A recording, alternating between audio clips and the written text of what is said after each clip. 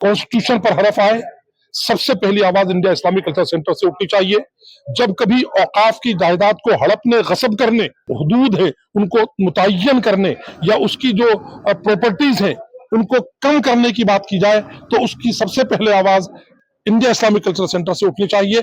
मदारिस को की जांच करने या मदारिस पर कब्जा करने या मदारिस की तालीम को खत्म करने की बात की जाए तो उसके लिए भी सबसे पहली आवाज इंडिया इस्लामिक कल्चर सेंटर से उठनी चाहिए, इसलिए कि इस इदारे से कोई आवाज उठेगी तो वो किसी एक शख्स वाहिद की आवाज नहीं होगी, वो हिंदुस्तान के उन तमाम इंटेलेक्चुअल्स की आवाज होगी जो इस्लामिक कल्चरल सेंटर से जुड़े हुए हैं। इंडिया इस्लामिक कल्चरल सेंटर का चुनाव चल रहा है और अब महज कुछ ही दिन बचे हैं कि जब वोटिंग होनी है।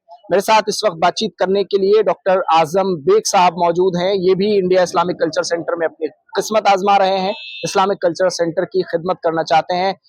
सलमान खुर्शीद पैनल से एग्जीक्यूटिव मेंबर का चुनाव लड़ रहे हैं आप, एग्जीक्यूटिव कमेटी का। क्या मिशन है, क्या मकसद है और किस मकसद को लेकर आप ये चुनाव लड़ रहे हैं? मैं सबसे पहले तो अपने उन तमाम मेंबरान का जिन्होंने मुल्क के कोने कोने में हम लोगों की मीटिंग्स को कामयाब करने में अपना वक्त दिया है और अपनी जानिब से अपना सहयोग दिया है। हमने पहले दिन से दिल्ली में मीटिंग करके उसके बाद लखनऊ, मुंबई, अलीगढ़ और दिल्ली के मुख्तलिफ इलाकों में मुख्तलिफ मकामात पर मीटिंग्स की हैं। मैंने जयपुर में भी मेंबर्स को इकट्ठा करके मीटिंग्स की हैं। सचमुच हमें ऐसा एहसास होता है कि इस सेंटर के अंदर ऐसा कोई शख्स नहीं है, मुख्तलिफ सलाहियतों के हामिल लोग इस इंडिया इस्लामिक कल्चर सेंटर के मेंबर हैं। एक कभी लिस्ट उठा करके देखो तो कोई बहुत अच्छे आर्किटेक्ट नजर आते हैं, कभी लिस्ट को उठा करके देखो तो बहुत अच्छे बैंकिंग के फाइनेंसर्स नजर आते हैं, कभी लिस्ट उठा करके देखो तो बहुत अच्छे एजुकेशनिस्ट नजर आते हैं, कभी लिस्ट उठा करके देखो बड़े बड़े जजेस, बड़े बड़े पॉलिटिशियंस इस सेंटर से जुड़े हुए हैं। मालूम नहीं क्यों पिछले 20 सालों में उन लोगों की खिदमत को नजरअंदाज किया गया और उन लोगों को साथ लेकर के वो काम नहीं किए गए जो सेंटर से होने चाहिए थे। इस वक्त क्योंकि एक इलेक्शन का माहौल है, सलमान खुर्शीद साहब प्रेसिडेंशियल कैंडिडेट की हैसियत से मैदान में हैं और होना तो ये चाहिए था कि इतने बड़े कदावर शख्स को अनअपोज्ड इलेक्शन में प्रेसिडेंट इलेक्ट करके रखना चाहिए था, लेकिन हमारी बदकिस्मती है। बहरहाल इलेक्शन है, बहुत सारे बासलाहियत लोग मैदान में हैं, लेकिन सलमान खुर्शीद साहब का मुकाबला किसी सदारती शख्स से करना मैं समझता हूँ कि ज्यादती हो। अच्छा, क्या करना चाहिए था इस्लामिक सेंटर को? मिसाल के तौर पे अगर हम आपसे पूछें कि इस वक्त जो चीज उभर कर सामने आ रही है, चाहे उसमें वक्फ को लेकर जो सरकार लाना चाहती है या फिर मदरसों की बात अगर आप करें उत्तर प्रदेश में, तो इसमें इस्लामिक सेंटर का क्या रोल होना चाहिए था?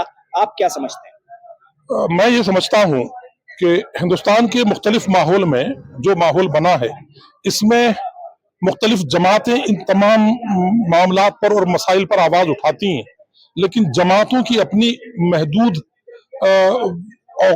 आवाज होती है, उनके मेंबरान होते हैं जिनसे वो लोग बात करते हैं।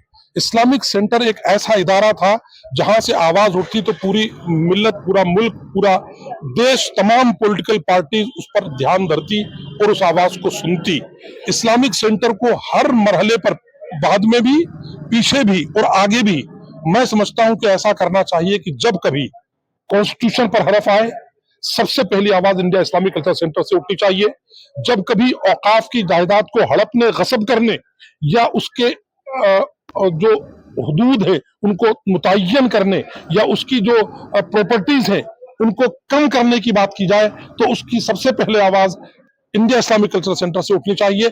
मदारिस को की जांच करने या मदारिस पर कब्जा करने या मदारिस की तालीम को खत्म करने की बात की जाए तो उसके लिए भी सबसे पहली आवाज इंडिया इस्लामिक कल्चर सेंटर से उठनी चाहिए, इसलिए कि इस इदारे से कोई आवाज उठेगी तो वो किसी एक शख्स वाहिद की आवाज नहीं होगी, वो हिंदुस्तान के उन तमाम इंटेलेक्चुअल्स की आवाज होगी जो इस्लामिक कल्चरल सेंटर से जुड़े हुए हैं और जिसमें सिर्फ कुछ मुस्लिम मेंबरान ही शामिल नहीं है बल्कि बड़ी तादाद में हमारे गैर मुस्लिम भाई भी मौजूद हैं। और जैसा सलमान साहब ने अपनी कई गुफ्तगुओं में कहा है कि इसमें ऐसे अच्छे लोग मौजूद हैं कि जब उनसे नमस्कार करके बात की जाती है तो वो उसका जवाब सलाम अलैकुम से देते हैं, ये कह करके कि आप इंडिया इस्लामिक कल्चरल सेंटर के सदारत के ओहदे के उम्मीदवार हैं। इसका मतलब यह है कि मिली जुली तहजीब, गंगा जमनी तहजीब और हमारी सांझी विरासत का अगर कोई बड़ा सेंटर है तो वो इंडिया इस्लामिक कल्चरल सेंटर है और हमारे तीन तलाक का मसला हो, बाबरी मस्जिद का मसला हो, तमाम इंसानी हुकूक का मसला हो, या फिर मदारिस पर पाबंदी का मसला हो, लिंचिंग का मसला हो,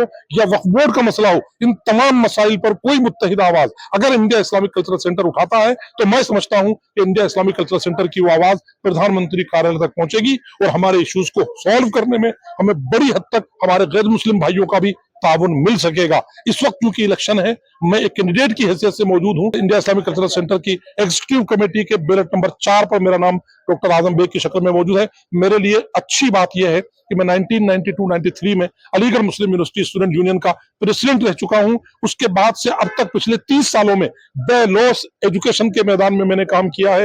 राजस्थान में तकरीबन 15-17 इदारे हम लोग रन करते हैं, जहां से तमाम कौमों के, तमाम मज़ाहिब के, तमाम मसलकों के लोग आकर के तालीम हासिल करते हैं और पूरे मुल्क में फैले हुए हैं, इंसानियत की खिदमत कर रहे हैं। अगर हमें इंडिया इस्लामिक कल्चरल सेंटर में मौका मिलता है तो हम लोग मिलजुल करके एक साझी विरासत मंच को मजबूत करने और साझी विरासत मंच के साथ साझी विरासत को ताकत देने के लिए काम करेंगे। और सलमान खुर्शीद साहब जैसी शख्सियत के साथ सचमुच अगर काम करने का मौका मिला तो सेंटर को एक नई क़यादत मिल सकेगी और नए लोग फराहम हो सकेंगे, जहां मेंबरान के लिए सहूलत के साथ साथ और बहुत सारी ऐसी चीजें होंगी जिसको देखने के लिए लोग अभी तक सिर्फ तरस रहे हैं और वो मौका नहीं आ पाया है। बहुत बहुत शुक्रिया। चलिए, बहुत बहुत शुक्रिया बातचीत करने के लिए। लेकिन अब देखना ये होगा कि आने वाली 11 तारीख को किसको मेंबरान चुनते हैं और कौन आने वाली 12 तारीख को जीत कर आएगा।